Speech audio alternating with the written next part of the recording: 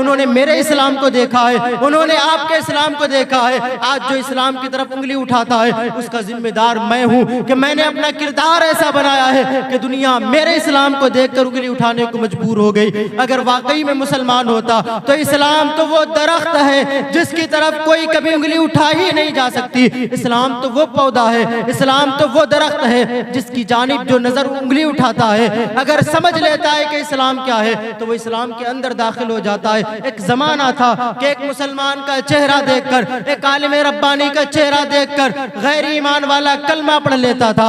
आज मैं भी गलियों से गुजरता हूँ, लोग नजरें बचा लेते हैं। आज मैं भी गलियों से गुजरता हूँ, लोग हिकारत की नजर से देखते हैं। मैं रोता हूँ, शिकवा करता हूँ कि मुसलमानों को सताया गया, मुसलमानों को मारा गया। एक मुसलमान ला के दिखाओ ऐसा जिसे मारा गया हो। अगर वो हकीकत में मुसलमान हो तो एक ऐसा ला के दिखाओ जिसको मारा गया हो। अगर वाकई में वो मोमिन कामिल हो, अगर ऐसा होता तो फिर अल्लाह ने जो कुरान में वादा किया है उस वादे का क्या होगा। अल्लाह ने कुरान में इरशाद फरमाया है, क़द अफ़लहल मोमिनून, हमने मोमिनों को बुलंद कर दिया है, हमने मोमिनों की इज्जतें बुलंद कर दी है।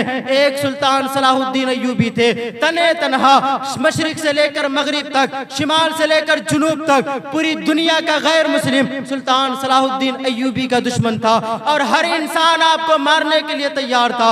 उन्होंने बच्चे बच्चे के दिल में और दिमाग में सुल्तान सलाहुद्दीन अय्यूबी के लिए ऐसी नफरत पैदा कर दी थी कि जहां मिल जाते सुल्तान सलाहुद्दीन अय्यूबी फौरन हमला कर दिया जाता। लेकिन वो मुसलमान बन के रहे। उन्होंने दुश्मनों के डर से अपने चेहरे से मुस्तफा की सुन्नत को हटाया नहीं। उन्होंने दुश्मनों के डर से अपने चेहरे, अपने सर से कभी टोपी को नहीं हटाया। उन्होंने कभी अपने हाथों से तलवारों को नहीं हटाया। उन्होंने अपने हाथों, उन्होंने अपनी जिंदगी से कभी इस्लाम का दामन नहीं छोड़ा। वो बन के रहे मुसलमान और वो कहते भी रहे कि हाँ देखो मैं मोहम्मद अरबी का गुलाम हूँ, मुझे देखो मैं एक मुसलमान हूँ। और मुसलमान की शान क्या होती है, एक नहीं 1000 से ज्यादा बार सुल्तान सलाहुद्दीन अय्यूबी को कभी उनके ही साथियों को खरीद कर उन्हें जहर दिया गया कि इसे मार दिया जाए तो इस्लाम खत्म हो जाएगा, इसे मार दिया जाए तो इस्लाम कमजोर हो जाएगा। लेकिन जिसे अल्लाह तबारक व तआला महफूज रखे उसे दुनिया वाला कब मिटा सकता है। जिसकी जिंदगी की जमानत अल्लाह के हाथों में हो उसे कौन मार सकता है, उसे कौन मिटा सकता है। ये तो हम जैसे लोग जिनका ईमान ही मजबूत नहीं है, जिनका अकीदा ही मजबूत नहीं है, हमें इसलिए डर लगता है कि हमारा ईमान मजबूत नहीं है। हमें मौत से इसलिए डर लगता है, इसलिए वहशत लगती है कि हमारा ईमान मजबूत नहीं है। अगर अल्लाह की जात पर ईमान मजबूत होता तो हमारा भी यही अकीदा होता कि वक्त से पहले मुझे कोई नहीं मार सकता,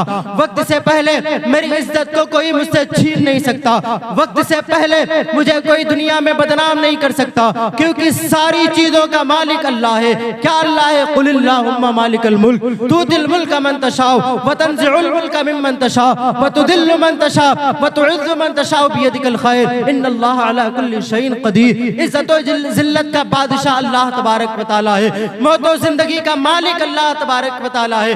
मैं डरता हूँ कि दाढ़ी रखूंगा तो मेरी दुकानदारी कैसे होगी, मैं नमाजें पढ़ूंगा तो दुकान कौन चलाएगा, मैं अगर नमाजें पढ़ने लग जाऊं, मैं अगर दीन वाला हो जाऊं तो मेरे घर का क्या होगा। अरे तुम्हारे घर का क्या होगा, तुम मालिक हो, तुम मालिक नहीं हो, मालिक अल्लाह तबारक व तआला है। जब तुम अपनी माँ के पेट के अंदर थे जरा बताओ किसने तुम्हें वहां पे खिलाया, किसने वहां तुम्हें पिलाया, अल्लाह ने पिलाया, अल्लाह ने खिलाया। तो जब तुम दुनिया में आ गए तो क्या तुम्हारा रब तुम्हें भूखा रखेगा, क्या तुम्हारा रब तुम्हें प्यासा रखेगा, कभी नहीं। लेकिन हाँ वो कहता है कि तुम रिस्क की तलाश करो, मशक्कत करो, मेहनत करो। कैसे, जब नमाज का वक्त आ जाए तो नमाज को भूल कर नहीं, जब महफिलों का वक्त आ जाए तो महफिलों को भूल कर नहीं, बल्कि अपना कारोबार बाद में करो, सबसे पहले फरमा बरदारी अल्लाह और उसके रसूल की करो। सुभान अल्लाह, सुभान नारे तकबीर, नारे रिसालत, अज़मत इस्लाम, अज़मत वालिदैन, नारे तकबीर, नारे रिसालत, सुभान अल्लाह, सुभान। हम क्या हज़रत इमाम हुसैन रज़ी अल्लाह ताला अन्हु से ज्यादा हुजूर से कभी प्यार कर सकते हैं? क्या हम गौसे पाक से ज्यादा हुजूर से मोहब्बत कर सकते हैं? क्या उनसे बढ़ के हम मुसलमान हो सकते हैं? क्या हम सुल्तान सलाहुद्दीन अय्यूबी रज़ी अल्लाह ताला अन्हु से बढ़ के मुसलमान हो सकते हैं? नहीं, कभी नहीं। हम तो उनके कदमों की धूल को भी नहीं पा सकते। लेकिन जरा उनकी जिंदगी का आलम आप देखें। गौसे पाक रज़ी अल्लाह ताला अन्हु, हम करामतें सुनते हैं, ताजदारे बगदाद कॉन्फ्रेंस है, हम गौसे पाक की करामतें सुनते हैं तो नारा भी लगाते हैं, हमें अच्छा भी लगता है और बार बार सुनने को जी भी चाहता है, सुनना भी चाहिए, अच्छी बात है। लेकिन सरकार गौसे पाक रज़ी अल्लाह ताला अन्हु ने सिर्फ करामतें नहीं दिखाई हैं और आपका मकसद करामतें दिखाना नहीं था, आपका मकसद था जिनका रिश्ता अल्लाह से कमजोर हो गया है, जिनका रिश्ता मदीने के ताजदार से कमजोर हो गया है, उनका ताल्लुक मजबूत कर देना, उनका रिश्ता मजबूत कर देना। मैं कितना बेगैरत इंसान हूँ, मैं कितना बेहया और बेशरम इंसान हूँ। इस दौर में मेरे हाथ में फोन है, मेरे हाथ में मोबाइल है, मैं न्यूज देखता हूँ, मैं दुश्मनों के बनाए मंसूबे जानता हूँ कि आज मेरा दुश्मन क्या चाहता है, आज मेरा दुश्मन मुझे किस तरह बर्बाद करना चाहता है। मुझे कोई परवाह नहीं है, मुझे कोई फिक्र नहीं है। मेरा दुश्मन चाहता है कि मेरी बहनों के चेहरों से नकाबें छीन ली जाएं, लेकिन मेरी कौम का जवान वही रात के 2 बजे तक मोबाइल में वक्त तो गुजारता है, वो क्रिकेट खेलने में वक्त तो गुजारेगा, वो दुनिया के तमाम खेल खेलने में वक्त गुजारेगा। उसे बुरा ही नहीं लगता कोई मेरी बहन के बारे में क्या मंसूबा बना रहा है, उसे बुरा ही नहीं लग रहा है कोई मेरे कुरान मुकद्दस के बारे में क्या उंगली उठा रहा है, उसे पता ही नहीं है कोई मेरे इस्लाम के खिलाफ क्या बोल रहा है। तुम इस्लाम के शहजादे अपने आप को बताते हो, तुम अपने आप को हुसैन का गुलाम बताते हो, गौसे आजम का गुलाम बताते हो। अरे जरा याद तो करो कि गौसे आजम रज़ी अल्लाह ताला अन्हु के गुलामों की दास्तान क्या थी, सरकार इमाम हुसैन के गुलामों की दास्तान क्या रही है। मेरी बहन की इज्जतें लूटने के मंसूबे बनाए जा रहे हो और अब भी मैं जाग ना रहा हूं तो मुझसे बड़ा बेगैरत इंसान कौन होगा। मेरे इस्लाम के ऊपर उंगलियां उठाई जा रही हो और मुझे अब सिर्फ अपनी दुकान प्यारी हो, अपना मकान, अपने बच्चे प्यारे हो, तो इससे बड़ी जिल्लत वाली और दूसरी जिंदगी क्या होगी। हजरत खुबैब रज़ी अल्लाह ताला अन्हु सहाबी और हजरत साद रज़ी अल्लाह ताला अन्हु सहाबी रसूल हैं। 23 साल की उम्र है, मुझसे ज्यादा खूबसूरत है रंग के काले होकर भी, मुझसे ज्यादा हसीन है रंग के काले होकर भी। 23 साल की उम्र है, हजरत साद रंग के काले हैं, जात के हबशी हैं। आका की बारगाह में आए, अर्ज करने लगे या रसूल अल्लाह सल्लल्लाहु ताला अलैहि वसल्लम, मैंने कलमा पढ़ा है तो मेरे लोगों ने मुझे छोड़ दिया है, मैंने कलमा पढ़ा है तो मेरे रिश्तेदारों ने मुझे छोड़ दिया है, मेरा बाप तो मर चुका है, मेरी माँ तो मर चुकी है, अब मैं अकेला हूँ, मेरे पास कोई नहीं है, मेरा दूसरा कोई नहीं है, मेरा घर भी नहीं है, मैं जहाँ वक्त मिल जाता है, जहाँ रात हो जाती है वहीं सो जाता हूँ। या रसूल अल्लाह, मैं चाहता हूँ कि 23 साल की मेरी उम्र हो गई है, अब मेरी तमन्ना है, अब मेरी ख्वाहिश है कि आप मेरे लिए कोई लड़की तलाश करके मेरा निकाह पढ़ा दे, ताकि इसलिए क्या मैं अपनी बीवी के साथ भूल जाऊंगा अल्लाह को, क्या मैं अपनी बीवी के साथ भूल जाऊंगा आपको? नहीं या रसूलल्लाह, निकाह किस लिए करना है? इसलिए करना है जब रात की तन्हाई होगी, मैं हूँगा, मेरी बीवी होगी, दोनों मुसल्ला बिछाएंगे, सर को सजदे में ले जाएंगे, अल्लाह तबारक व तआला की बारगाह में तौबा करेंगे, गिरिया बाजारी करेंगे, या रसूल अल्लाह रोएंगे, आंखों से अश्कों के नजराने अल्लाह की बारगाह में पेश करेंगे ताकि मेरा रब मुझसे राजी हो जाए। ये किसकी बोली है? सहाबी की बोली है। कौन सहाबी? जिसने मुस्तफ़ा की बारगाह में बैठकर इस्लाम को पाया है, जिसने मुस्तफ़ा की बारगाह में बैठकर दीन को पाया है, जिसने सुबह और शाम मुस्तफ़ा का दीदार किया हो। वो क्या कहता है? या रसूल अल्लाह, रात की तन्हाई होगी, मैं हूँगा, मेरी बीवी होगी, मुसल्ला बिछाएंगे, अल्लाह को राजी करने की कोशिश करेंगे या आप पर दुरूद और सलाम के नजराने भेजेंगे। या रसूल अल्लाह, लेकिन मैं रंग का काला हूँ, जात का हबशी हूँ, कौन सा बाप मुझे अपनी बेटी देगा? कौन सी माँ मुझे अपनी बेटी देगी? अल्लाह के रसूल ने इरशाद फरमाया, तुम परेशान मत हो, तुम्हारे निकाह का इंतजाम मैं करूंगा। क्या किस्मत है जिसके निकाह का इंतखाब करने वाली जात मदीने के ताजदार की जात हो। क्या मुकद्दर होगा इनका, क्या मुकद्दर होगा उनका, क्या मेराज होगी उनकी किस्मत की कि उनके निकाह का इंतजाम करने वाली जात अल्लाह के महबूब की जात होगी। अल्लाह तबारक व तआला के महबूब ने हजरत साद से कहा, जाओ तुम अमर के मकान पे जाओ, जो अभी चंद दिन पहले मुसलमान हुआ है, उसकी एक लड़की है, उसकी लड़की का रिश्ता होना है, तुम जाओ उनके घर और कहना कि मुझे अल्लाह के रसूल ने भेजा है। जब पूछे किस लिए भेजा है तो कहना कि हुजूर ने पैगाम दिया है कि तुम अपनी बेटी का निकाह मेरे साथ कर दो। गए हजरत अमर के मकान पर, दरवाजे पर कुंडी बजाई, आए, दरवाजा खोला, सलाम दुआ हुई, कहा कैसे आना हुआ? कहा मुझे अल्लाह के रसूल ने भेजा है। अच्छा माशाअल्लाह, क्या कहा मेरे सरकार ने? सरकार ने ये इरशाद फरमाया है कि तुम्हारी एक बेटी है, तुम उसका निकाह मेरे साथ कर दो। हजरत अमर अभी कुछ दिन पहले मुसलमान हुए थे, अभी वो जज्बा नहीं था सीने में, अभी वो मोहब्बत गालिब ना आ सकी थी सीने पे। कह दिया कि ए साद, जरा अपने आप को देखो और मेरी बेटी को देखो। मेरी बेटी तो इतनी खूबसूरत है, इतनी खूबसूरत है कि इस वक्त उसकी तरह कोई लड़की खूबसूरत नहीं, इतनी हसीन है उसकी तरह कोई हसीन नहीं, इतनी प्यारी है कि उसकी तरह कोई प्यारी नहीं। मेरी बेटी के लिए बड़े बड़े बादशाहों के बेटों के रिश्ते आते हैं, मेरी बेटी के लिए बड़े बड़े बादशाहों के बेटे रिश्ते भिजवाते हैं, लेकिन मैंने किसी के साथ किया नहीं है। मैं अपनी बेटी का निकाह वहां करूंगा जहां मेरी बेटी कहेगी और जहां मुझे मुनासिब लगेगा। हजरत साद रज़ी अल्लाह ताला अन्हु ने जब ये जवाब सुना तो वापस जाने लगे। जब वापस जाने लगे तो हजरत अमर की बेटी जो घर के अंदर थी, उसने जब आवाज सुनी कोई सहाबी आया है और मेरे बाप से बातें कर रहा है, दौड़ के आ गई दरवाजे पर और कहने लगी, ए अब्बू जान कौन आया था? कहने लगे साद आए थे। कौन साद? मुस्तफा के सहाबी। अच्छा क्या कहने आए थे? कहने आए थे कि मैं तुम्हारा निकाह उनके साथ कर दूं, उनके साथ कर दूं। बेटी मैं तेरा निकाह उनके साथ कैसे कर देता? वो तो रंग का काला था, जात का हबशी था, उसके पास अपना मकान भी नहीं है, उसके पास पहनने के लिए दूसरा जोड़ा भी नहीं है। हमने जब जब उसे देखा है एक ही जोड़े में देखा है। ए मेरी बेटी, मैंने तुझे नाजों से पाला है। ए मेरी बेटी, मैंने सारी दौलत तेरे लिए रखी है, मैं तेरी डोली शान के साथ उठाऊंगा कि दुनिया वाले देखेंगे। उस बेटी ने बाप से कहा, ए मेरे अब्बू जान कितना गलत किया आपने, कितना बड़ा गुनाह किया आपने, कितना बड़ा जुर्म किया आपने। तो उसके बाप ने कहा, ए बेटी मैंने कौन सा जुर्म किया, मैंने कौन सा गुनाह किया? तो उसकी बेटी ने जवाब दिया, ए मेरे वालिदे गिरामी, आपने ये तो देखा कि आने वाला कौन था, आपने ये तो देखा कि आने वाला रंग का काला था, आने वाला जात का हबशी था, मगर आपने ये क्यों नहीं देखा कि उसे भेजने वाला कौन था, उसे मेरे रिश्ते के लिए इंतखाब फरमाने वाली जात कौन थी? ऐ मेरे अब्बू जान, आप जाइए अल्लाह के रसूल की बारगाह में और कहिए जाके कि मैं अपनी बेटी का निकाह करने के लिए तैयार हूँ। हजरत अमर दौड़ के आए अल्लाह के रसूल की बारगाह में, हाथ जोड़ के खड़े हो गए, या रसूल अल्लाह मुझसे गलती हो गई, मुझे माफ कर दे, मैं तैयार हूँ अपनी बेटी का निकाह साथ के साथ पढ़वाने के लिए। हुजूर खुश हुए, मस्जिद नबवी में बैठकर निकाह पढ़ा दिया गया, निकाह हो गया।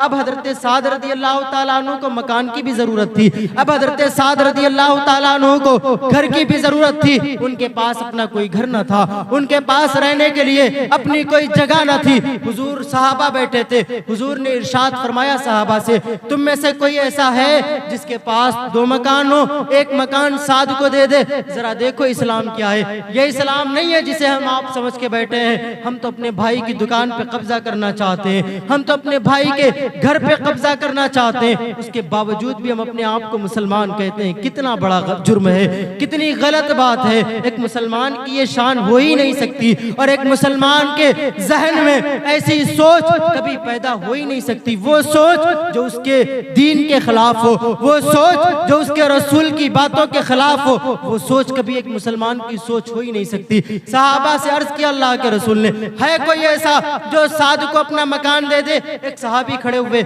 उन्होंने कहा, या रसूल अल्लाह, मेरे पास 2 मकान है, मेरी जरूरत एक ही मकान से पूरी हो जाती है, मैं अपना मकान साद के नाम देता हूँ, मैं अपना मकान साद के नाम कर देता हूँ। हुजूर खुश हुए, मकान मिल गया। अब मकान मिल गया था तो उसमें राशन भी होना चाहिए, उसमें बर्तन भी होना चाहिए, उसमें सोने के लिए, बैठने के लिए पलंग का भी इंतजाम होना चाहिए। अब उन्हें जरूरत थी पैसों की। हजरत उस्मान गनी रज़ी अल्लाह ताला अन्हु ने जेब में हाथ डाला, कुछ पैसे निकाले, हजरत साद को दिए और कहा, ए साद बाजार जाओ, कुछ राशन खरीद लेना, एक जोड़ा अपने लिए, एक जोड़ा अपनी नई नवेली दुल्हन के लिए खरीद लेना और एक पलंग खरीद लेना ताकि तुम अपना घर बार आगे बढ़ा सको। हजरत साद बाजार पहुंचे, अभी पहुंचे ही बाजार में थे, दिल में ख्याल था अब तो शादी हो गई, अब तो बीवी मिल गई, अभी बीवी का चेहरा नहीं देखा है, अभी सिर्फ निकाह हुआ है, अभी बीवी से मुलाकात नहीं हुई है, अभी सिर्फ निकाह हुआ है। 23-24 साल की उम्र है। बाजार में पहुंचे कि अपने लिए जोड़ा खरीदना है, बीवी के लिए जोड़ा खरीदना है, घर का राशन खरीदना है।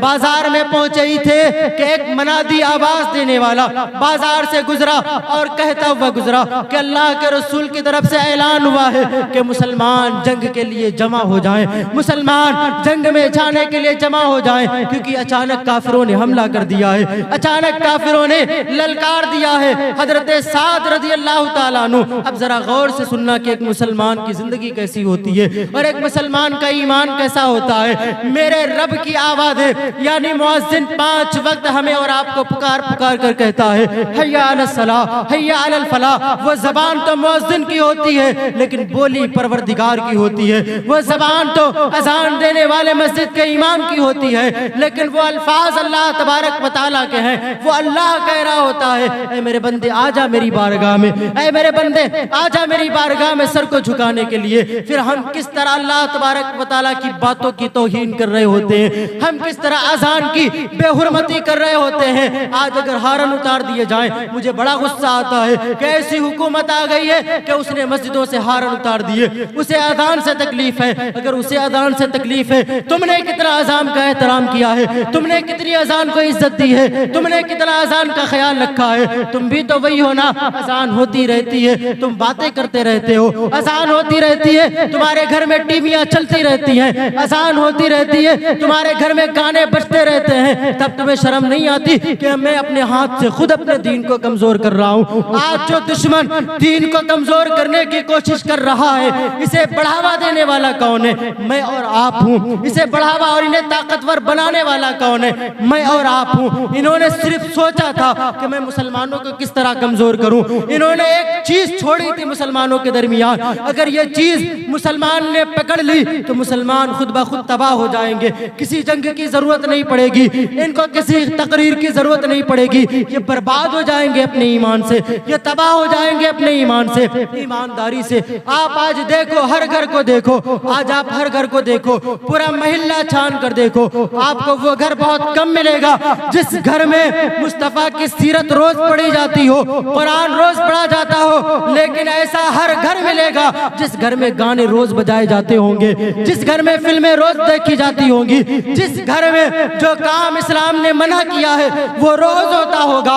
आपको ऐसा घर नहीं मिलेगा जिस घर में मुसलमानों जैसे काम रोज होते हो। लेकिन हाँ, दुश्मन जो चाहता था इस्लाम का वो काम रोज होता है। आज से कुछ साल पहले दुश्मनों ने सोचा था कि हम मुसलमानों के दिल से ईमान की दौलत बाहर कैसे निकालेंगे। हम इनके घर में तो नहीं घुस सकते, हम इनको पकड़ पकड़ के गुमराह तो नहीं कर सकते। क्या चीज ऐसी बनाई जाए कि मुसलमान खुद गुमराह हो जाए, क्या चीज ऐसी छोड़ी जाए कि मुसलमान उसे पकड़े तो इनके जवान बर्बाद हो जाए, इनके घर की जवान बेटियां बर्बाद हो जाए, उनके सीनों से इस्लाम निकलता चला जाए। उन्होंने क्या बनाया था?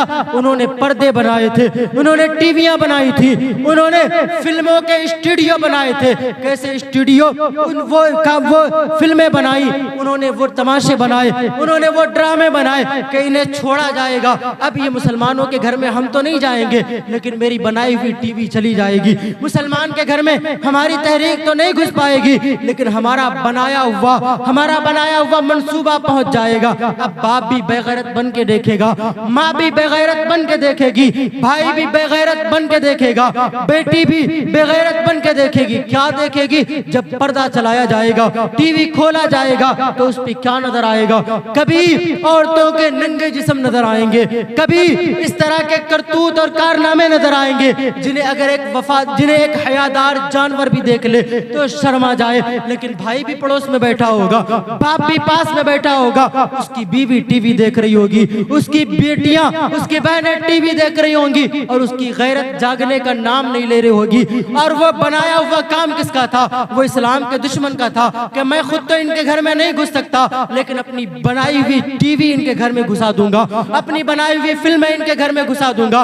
उन्होंने ऐसी चीजें हमें दी, पूरी रात 2:30 बजे तक, 3-3 बजे तक मुझ जैसा इंसान फोन चलाता है, क्या देख रहा होता है यूट्यूब पे? क्या वो वहाँ काबा शरीफ का दीदार कर रहा होता है? हरगिज नहीं। क्या वो कुरान करीम का तर्जुमा पढ़ रहा होता है? हरगिज नहीं। वो देख रहा होता है शॉर्ट वीडियो, वो देख रहा होता है लोगों के गाने, वो देख रहा होता है फिल्में और ड्रामे। और हुजूर क्या फरमाते हैं? हुजूर फरमाते हैं जो आंखें औरतों का नाच देखती हो, जो आंखें औरतों के नंगे जिस्म देखती हो, उनके सीने में कभी भी ईमान नहीं महफूज रह सकता। तो मैं और आप जरा देखें तो सही, हम नमाज क्यों नहीं पढ़ते? इसलिए नहीं पढ़ते कि हमें वक्त नहीं मिलता। हमारी नमाज इसलिए छूट गई कि हमसे ईमान छीन लिया गया। हमारे रोजे इसलिए छूटते हैं कि हमारे सीने में में ईमान ही नहीं रहा। जब ईमान नहीं रहेगा तो नमाज की तरफ दिल कहां से जाएगा?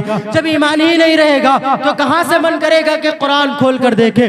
दुश्मन ने हमें टीवी दी, हमें फिल्में दी। हमारे घर में हमारी बहन के पास फिल्म तो है, हमारी माँ के पास फिल्में तो है, हमारे भाई के मोबाइल में फिल्में और ड्रामे तो है, लेकिन उन्होंने इसलिए दी थी कि इन्हें फिल्मों में इतना मसरूफ करा दो, इन्हें मोबाइल में इतना मसरूफ करा दो कि इन्हें कभी इनके हाथों में सुल्तान सलाहुद्दीन अय्यूबी की तारीख की किताब ना आ जाए, इनके हाथों में कहीं हजरत औरंगजेब आलमगीर की जिंदगी की किताब ना आ जाए, इनके हाथों में कहीं तारिक बिन जियाद की दास्तान ना आ जाए, इनके हाथों में कहीं खालिद बिन वलीद की जिंदगी की दास्तान ना आ जाए। अगर इन्होंने पढ़ लिया सुल्तान सलाहुद्दीन अय्यूबी को तो ये भी हाथ में इस्लाम का परचम लेकर ऐसे निकलेंगे कि पूरी दुनिया में इस्लाम के परचम से बुलंद कोई दूसरा परचम ही नजर नहीं आएगा। ये दुश्मनों को डर था शुरू से, अब भी है और कयामत तक डर रहेगा। इसलिए उन्होंने मुझे कमजोर किया। कैसे कमजोर किया? फिल्में दिखा दिखा के कमजोर किया। मैं एक बात ईमानदारी से बताऊं, रमजान जैसा मुकद्दस महीना, रमजान जैसा पाक महीना, जिस महीने में शैतान को भी कैद कर दिया जाता है, उस महीने में भी जो रोजा नहीं रखता है वो कितना बड़ा इंसान होगा। अब किसको आप इल्जाम दोगे कि शैतान नहीं करने देता, शैतान बहका देता है? रमजान में तो शैतान कैद हो जाता है। अब अगर आप कुरान नहीं पढ़ रहे हैं, अब अगर आप रोजा नहीं रख रहे हैं, तो आप जरा एहसास करो कि आप क्यों नहीं रखते। फिर आपको पता चलेगा कि सीने में ईमान ही नहीं बचा है, सीने में अल्लाह के रसूल की मोहब्बत ही नहीं बची है। अभी कोई वहाबी, कोई देवबंदी जरा सा बोल दे तो मुझे बड़ा गुस्सा आएगा कि तूने मेरे फला बुजुर्ग के बारे में ऐसी बात बोली, चल मैं तुझसे रिश्ता नहीं रखता, चल मैं तुझसे नाता नहीं रखता। और जब खुद गुस्ताखियां करते हो तो शर्म नहीं आती? जब खुद गुस्ताखियां और तौहीन करते हो तो हया क्यों नहीं आती? वो कमबख्त लिखता है अपनी किताब में अब हुजूर के बारे में गलत सलत बातें, वो तो काफिर है, लेकिन हम क्या थोड़ा सा जुर्म करते हैं? हम नहीं करते क्या? हुजूर फरमाते हैं वजुइलत कुर्रतु ऐनी फी सलात, नमाज मेरी आंखों की ठंडक है। मतलब क्या है? गौर किया आपने? जो नमाज पढ़ता है वो हुजूर की आंखों को ठंड पहुंचा रहा होता है, और जो नमाज छोड़ रहा होता है वो हुजूर की तौहीन कर रहा होता है। हुजूर कह रहे हैं कि पढ़ नमाज, और तू उनका उम्मती होकर सुन्नी कहलाता है अपने आप को, फिर भी नमाज नहीं पढ़ता। तू भी तो उसी की तरह काम कर रहा है, वो भी गुस्ताखी करता है, तू भी गुस्ताखी कर रहा है। बात यह है वो गैर बन के गुस्ताखी करता है, तू अपना बन के गुस्ताखी करता है। तो जरा सोच तो सही, मुझ में और दूसरे में फर्क क्या है? अपने आप को बेदार कर, अपने आप को थोड़ा सा जगा, अपने आप को अंदर से बेदार कर, ताकि अल्लाह तबारक व तआला तुझे वही शान अता फरमाए। तू जिन गलियों से गुजरेगा तुझे बताना नहीं पड़ेगा तू कौन है। दुनिया देखेगी और कहेगी ये कोई और नहीं, ये मदीने के ताजदार का गुलाम जा रहा है। एक वक्त था जब दिल्ली की जामा मस्जिद की सीढ़ियों पर भीख मांगने वाला भिखारी बैठा था तो भिखारी, लेकिन ईमान का इतना मजबूत था। एक अंग्रेज आया जामा मस्जिद घूमने के लिए, दरवाजे कई थे, एक दरवाजे से जाना चाहता था। भिखारी ने दस्ते सवाल दराज कर दिया, उसने जेब से पर्स निकाला, कुछ पैसे निकाले, भिखारी के हाथ पे रख दिए। पर्स को जेब में रखना चाहता था, लेकिन इत्तफाकन लाशऊरी में जेब के बजाय वो पर्स जमीन पर गिर गया और अंग्रेज मस्जिद के अंदर दाखिल हो गया। अब वो फकीर उसके पर्स को हाथ में लेकर उसका इंतजार कर रहा था। वो आए तो मैं उसकी अमानत उसको वापस कर दूं, वो आए तो मैं उसकी अमानत उसको वापस कर दूं। अल्लाहु अकबर कबीरा। बहुत देर गुजर गई, वो आने वाला अंदर से वापस आया ही नहीं। पूरा दिन गुजर गया। फकीर फिर दूसरे दिन गया, तीसरे दिन गया, एक साल गुजर गया।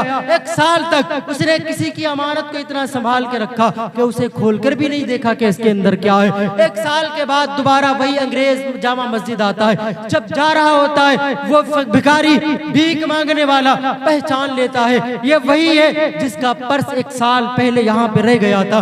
उसने फिर कहा साहब जरा ठहरिए। वो समझा शायद ये भिखारी मुझसे भीख मांगना चाहता है। उसने कुछ पैसे निकाले और आगे बढ़ाए तो उसने कहा पैसे बाद में दे देना, लेकिन मैं आपसे कुछ पूछना चाहता हूँ। क्या पूछना चाहता है? पूछना ये चाहता हूँ क्या आप एक साल पहले यहाँ आए थे? हाँ आया था। क्या किसी भिखारी ने आपसे पैसे मांगे थे? हाँ बहुत से भिखारी ने पैसे मांगे थे। आपका पर्स कहीं गिर गया था? हाँ गिर गया था। आपको याद है वो पर्स कहाँ है? कहा मुझे नहीं याद। कहा लेकिन मुझे याद है कि वो पर्स कहाँ है। दौड़ के गया अपने घर, वो पर्स लेकर आया और कहा ये आपका है। उसने खोल कर देखा तो कहा ये तो हमारा है। उसने एक नज़र पर्स को देखा, एक नज़र उस भीख मांगने वाले भिखारी को देखा, फिर एक नज़र अपने पर्स को देखा, फिर एक नज़र भीख मांगने वाले भिखारी को देखा और फिर कहने लगा, ऐ इंसान तुझे पता है इस पर्स के अंदर कितनी दौलत है, कितना पैसा है? उसने कहा मुझे नहीं पता। उसने कहा इसके अंदर इतना पैसा है, इतना पैसा है, इतनी दौलत है कि तू बैठकर सारी जिंदगी खा लेता, तू आलीशान मकान बना लेता, तुझे कभी भी न कमाने की जरूरत पड़ती न भीख मांगने की जरूरत पड़ती। उसने कहा ऐ साहब होता है होता रहे, मुझे क्या करना, मैं किसी के अमानत में खयानत नहीं कर सकता। कहा तूने ये कहां से सीखा? तो उसने जवाब दिया कि साहब मैं तुम्हारी तरह अंग्रेज नहीं, मैं तुम्हारी तरह यहूदी नहीं, बल्कि मैं मोहम्मद अरबी का गुलाम हूँ, मैं मुसलमान हूँ। और मुसलमान की शान नहीं होती है कि वो किसी के माल के साथ खयानत करे, वो किसी की अमानत में खयानत करे। उसने जब उसका ये जुमला सुना तो कहा चलो मुझे भी लेकर चलो किसी आलिम रब्बानी की बारगाह में। जब तुम्हारा ये आलम है तो तुम्हारे नबी का आलम क्या होगा? जब तुम ऐसे हो तो तुम्हारा दीन कैसा होगा? एक दौर वो था हम भीख भी मांग रहे होते थे, लेकिन हमारा भीख मांगना भी तबलीग होता था और गैर मुस्लिम के सीने में हमारा अंदाज़े जिंदगी ऐसा उतर जाता था कि वो कलमा पढ़ने पर मजबूर हो जाता था। नारे तकबीर, नारे रिसालत, मसलके आला हजरत, शहंशाह खिताबत, नारे तकबीर, सुभान अल्लाह सुभान अल्लाह। हमारा अंदाज़े जिंदगी कभी ऐसा भी था, बस आखिरी बात कह के अपनी बात खत्म करता हूँ कि अब तो अपने आप को थोड़ा सा बेदार कर लो, रोजाना कम से कम 15 मिनट निकाल लो अपने दीन के लिए। आपको पता है इस वक्त जितनी भी तंजीमें हैं इस्लाम के दुश्मनों की, जितनी भी तंजीमें, उनके घर की चाहे लड़की हो, उनकी बीवियां, उनके छोटे छोटे बच्चे, उनके जवान, उनके यहाँ के बूढ़े, एक ही मकसद सबके दिमाग में, सबके दिल में है कि तुम अपने मजहब का पूरा मुताला करो। तुम्हें मुसलमानों को कमजोर करना है, तुम्हें मुसलमानों को बदनाम करना है, तुम्हें मुसलमान की बेटियों को मुर्तद बनाना है। ये उनके मंसूबे हैं।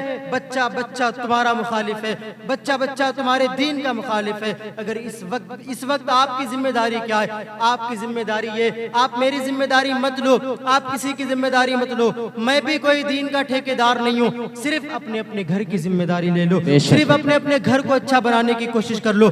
सिर्फ 15 मिनट रोजाना। एक बाप की जिम्मेदारी है, एक माँ की जिम्मेदारी है कि वो खुद बैठे अपने बच्चों को बिठाए और मुस्तफा की सीरत की और सहाबा कराम की सीरत की किताबें मंगवाए। थोड़ी देर ये जरूरी बात मैं आखिरी कह के जा रहा हूँ, जो सबक है आपका, अगर आपने इसे नहीं पकड़ा तो अगर इस्लाम कमजोर हो रहा है तो उसका जिम्मेदार इस्लाम का दुश्मन नहीं है, उसका जिम्मेदार मैं हूँ कि मैंने उन्हें मौका दिया है। इस्लाम चाहता था कि ये बर्बाद हो जाए, हम फिल्म देख देख के बर्बाद हो गए। फिल्म आई तो हमने कुरान को भुला दिया, फिल्म आई तो हमने हदीसों को भुला दिया। जब तक इन सबसे दूर थे तो मुसलमान का बच्चा सहाबा की तारीख पढ़ता था और जब उसकी माँ उससे पूछती थी बेटा बड़ा होके क्या बनेगा, तो वो कहता था अम्मी जान मैं भी सहाबी बनूंगा, मैं भी सहाबी बनूंगा, मैं भी मुस्तफा का वही गुलाम बनूंगा जिस तरह के गुलाम हुआ करते थे। लेकिन आज न वैसी माँ रही, न वैसा बाप रहा। न बाप नमाज पढ़ने जाता है तो बेटे को कब कहेगा नमाज पढ़ने के लिए, माँ ही नमाज नहीं पढ़ती तो बेटी से कब कहेगी नमाज पढ़ने के लिए। आज इतना बड़ा अजाब है, हम ये समझते हैं कि हम पे अल्लाह का अजाब नहीं आया। जरा अपने घरों में झांक कर तो देखो, आंख खोलकर, अल्लाह का अजाब कितना पड़ा हुआ है घर के अंदर। सगा भाई सगे भाई का दुश्मन है, ये अजाब नहीं है तो और क्या है। बेटा बाप का दुश्मन है, ये अल्लाह का अजाब नहीं है तो और क्या है। बेटा अपने बाप की कब्र का निशान भूल बैठा, ये अल्लाह का अजाब नहीं है तो और क्या है। बेटियां माँ की यादों को भुला बैठी, ये अल्लाह का अजाब नहीं है तो और क्या है। वो बेटी जिसको अल्लाह के रसूल ने कहा कि ये रहमत है, बेटी है तो भी रहमत है, बीवी है तो भी रहमत है, माँ है तो भी रहमत है। जब वो बीवी बन के किसी के घर जाती है तो उसके बेटे को अपने माँ बाप से जुदा कर देती है, तो ये अल्लाह का अजाब नहीं है तो और क्या है। क्या यही दिन देखना बाकी है कि जमीन फट जाए तभी मानोगे कि अल्लाह हमसे नाराज है? क्या इतना ही देखना चाहते हो कि आसमान फट के सर पे गिर जाए तभी समझोगे कि अल्लाह तबारक व तआला हमसे नाराज है? एक बाप ने 4 बच्चों को ऐसी मोहब्बत से पाला कि कभी अलग बर्तन की जरूरत नहीं पड़ी, अलग चूल्हों की जरूरत नहीं पड़ी। लेकिन जब 4 बेटे जवान हो गए तो 4 चूल्हों की जरूरत पड़ गई, 4 किचन की जरूरत पड़ गई, अलग अलग मकान की जरूरत पड़ गई। तो ये अल्लाह का अजाब नहीं है तो और क्या है। इस तरफ भी कभी गौर करो। बचना चाहते हो, तो उसका एक ही रास्ता है, वो रास्ता डॉक्टर इकबाल ने बहुत साल पहले आपको दे दिया कि मोहम्मद से वफा तूने तो हम तेरे हैं, ये जहां चीज है क्या लौह कलम तेरे हैं, खुदी को कर बुलंद इतना कि हर तकदीर से पहले खुदा बंदे से खुद पूछे बता तेरी रजा क्या है। बस रोजाना सिर्फ 15 मिनट आका की सीरत की किताब खरीदो, अपनी बीवी को सैयदा फातिमा ज़हरा की सीरत की किताब ला कर दो, तुम अपने बेटों को पास बिठाओ, खुद भी पढ़ो मुस्तफ़ा की सीरत, अपने बेटे को सुनाओ, माँ खुद भी पढ़े सैयदा फातिमा की सीरत और अपनी बेटियों को पढ़ाए, ताकि तुम्हारा ईमान बच जाए। कहीं इस हाल में दुनिया से ना जाना कि तुम्हारे घर वाले समझ रहे हो कि तुम मुसलमान हो और कब्र में तुम्हारे साथ वो सलूक किया जाए जो सलूक गैर मुस्लिमों के साथ किया जाता है। इस गलत फहमी में, इस लाइल्मी में दुनिया से ना जाना। आज ले उनकी पनाह, आज मदद मांग उनसे, फिर न मानेंगे क़यामत में अगर मान गया। आदमी का जिस्म क्या है जिस पे शैदा है जहां, एक मिट्टी की इमारत, एक मिट्टी का मकान चंद सांसों पर खड़ा है। ये ख्याली आसमां खून का गारा है, इसमें ईंट इसकी हड्डियां, मौत की पुरजोर आंधी जब इससे टकराएगी ये टूट कर सारी इमारत खाक में मिल जाएगी। हुए नाम भर बेनिशा कैसे कैसे जमी खा गई, नौजवान कैसे कैसे, जगह जी लगाने की दुनिया नहीं है, ये इबरत की जा है, तमाशा नहीं है। अल्लाह की बारगाह में दुआ है, अल्लाह तबारक व तआला हम सबको अपने दीन की हिफाजत करने की तौफीक अता फरमाए। आप सब दीन के मुजाहिद हैं, जितने जवान हैं ये सब हजरत इमाम हुसैन रज़ी अल्लाह ताला अन्हु के गुलाम हैं। तो तुम्हारा फर्ज है कि तुम दीन की हिफाजत करने के लिए हाथ में तलवार लेने की जरूरत नहीं है, तुम सिर्फ अपने सर पर टोपी रख लो और 5 वक्त नमाजी बन जाओ, फिर देखना दीन का दुश्मन तुम्हें देखकर किस तरह कांप उठता है। अल्लाह तबारक व तआला हम सबको अमल की तौफीक अता फरमाए। व आखिर दावाना अनिल हम्दुलिल्लाहि रब्बिल आलमीन। अस्सलामु अलैकुम व रहमतुल्लाह।